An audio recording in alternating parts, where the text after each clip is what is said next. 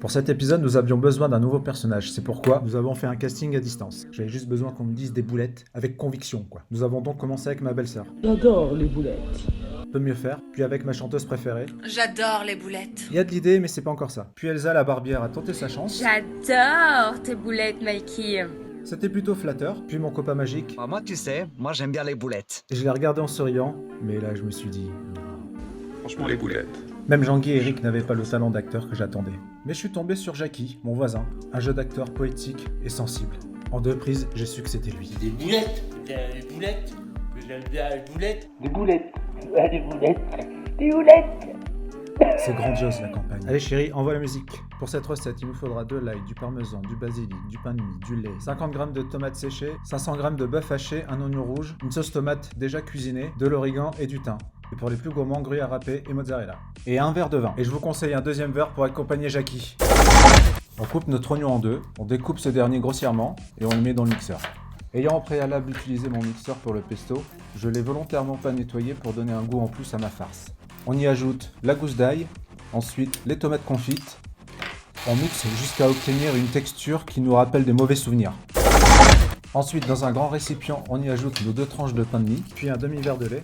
On malaxe, on malaxe, on malaxe, jusqu'à obtenir une bouillie. Ensuite, on y ajoute notre première farce à base d'oignons, tomates confites, ail.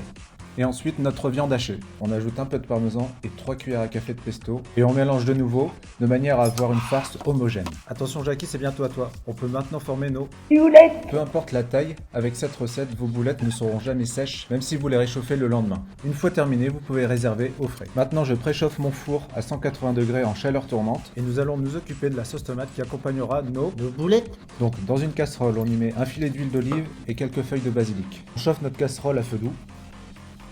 Et pendant ce temps-là, on hache le demi-oignon que nous avions gardé, ainsi qu'une gousse d'ail.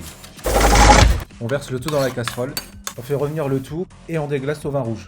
On sèle, on poivre et on ajoute notre sauce tomate. Par souci de temps, j'ai utilisé une sauce tomate déjà cuisinée, c'est pourquoi on va juste l'améliorer en la laissant réduire une vingtaine de minutes. Et pendant ce temps-là, nous allons pré-cuire nos boulettes. Merci Jackie. Alors dans une poêle qui n'accroche pas, on y dispose les boulettes une par une et on va juste les colorer sur les 2 faces. On ne cherche pas à les faire cuire à cœur.